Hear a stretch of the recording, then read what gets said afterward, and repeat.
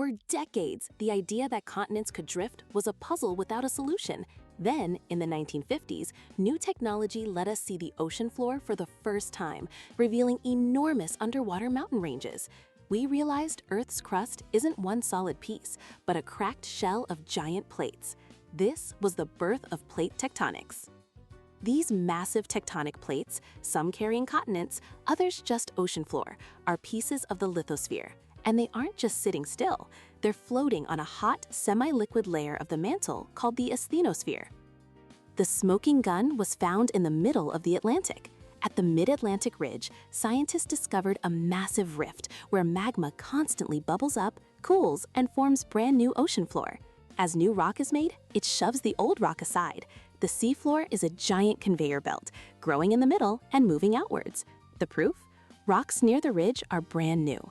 Rocks near the continents are millions of years old. The continents were being pushed apart. But what powers this colossal movement?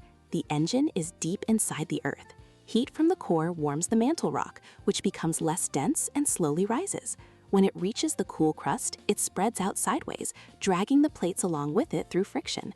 As it cools, the rock becomes dense and heavy again, sinking back down toward the core to be reheated. This endless loop is called mantle convection.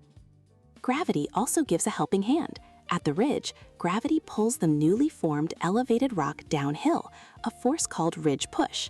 But the most powerful force is slab pull. When an old, cold, heavy plate sinks into a deep ocean trench, it acts like a weighted anchor, pulling the rest of the plate down behind it.